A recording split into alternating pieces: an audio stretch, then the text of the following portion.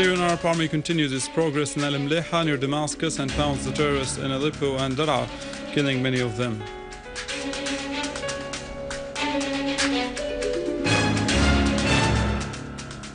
Syrian government asserts that Germany has joined the orchestra of countries attempting to hinder the presidential elections. Russia says it's going to respect the results of referendums in Donetsk and Logansk, while Kiev's authorities sends a parade of shells at Donetsk.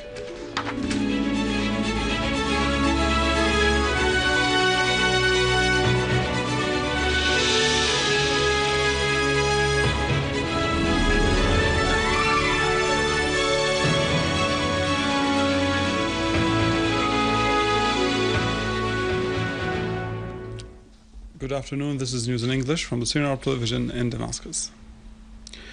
The Syrian Foreign and Expatriates Ministry stressed that the Federal Republic of Germany joined the countries which are trying to hinder the presidential elections in Syria. Germany is participating in what Syria is suffering from by supporting, financing and arming the armed terrorist groups aiming at destroying Syria, its people and targeting its national decisions.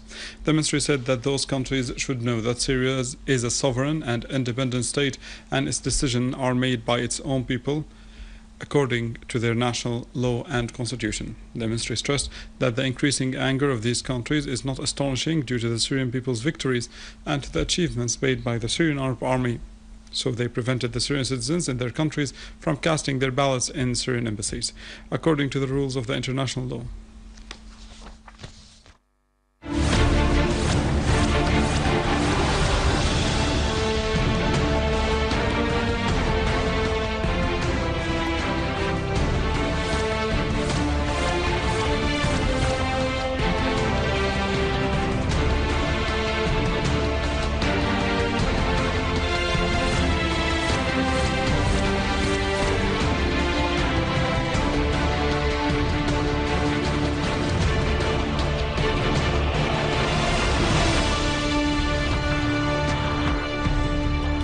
In Aleppo, Syrian Arab Army repelled attempts and attacks by terrorist groups on the secure areas of al-Rashidin, al-Amiriyah, al-Layramun and al-Zahra, inflicting heavy casualties among the terrorists.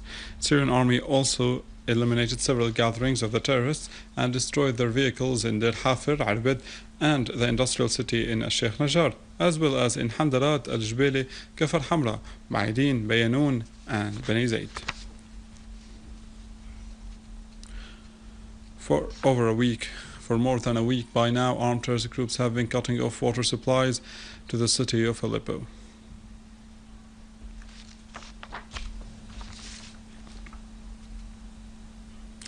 Going to Damascus countryside, Syrian Arab Army units continued their progress in al-Mleha and they managed to cut off the routes of supply that supplies the terrorists.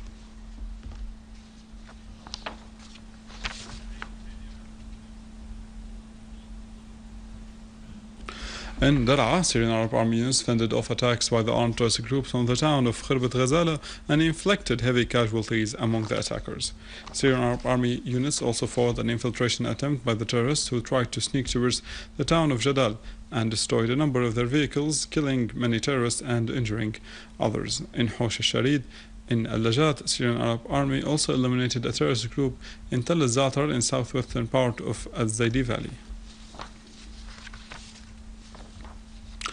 Members of the Syrian community in France reiterated the rejection of the French government's decision to prevent the Syrian expatriates in France from practicing their right to cast ballots in the presidential elections, asserting that this decision is a blatant aggression on the Syrian sovereignty. Hundreds of Syrian citizens gathered at the Saint Michael Square in the French capital Paris, denouncing the unjust decision of the French government that prevents them from participating in the forthcoming presidential elections.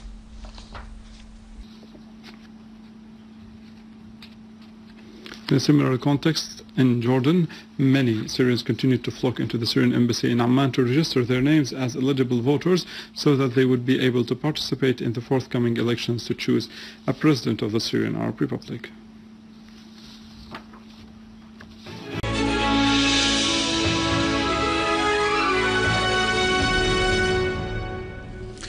Iranian President Hassan Rouhani stressed that Iran won't stop its peaceful nuclear program. Rouhani said that his country did not and will not work for processing nuclear weapons, nor weapons of mass destruction despite its ability to make them, calling on the West to admit Tehran's legitimate rights. Russian President Vladimir Putin stressed that his country respects the people's will of the two provinces of Donetsk and Logansk in the south and east of Ukraine, as the referendum will be implemented in a civilized way. The national referendum of self-determination in the two areas of Donetsk and Lugansk yesterday witnessed a huge turnout. The results pointed out that the percentage of supporters to independence in Donetsk province is about 90% in retaliation on the referendum that came to the side of independence from Ukraine. The new authorities in Kiev renewed its bombardment over Salavinsk city amid reports of casualties and material damages.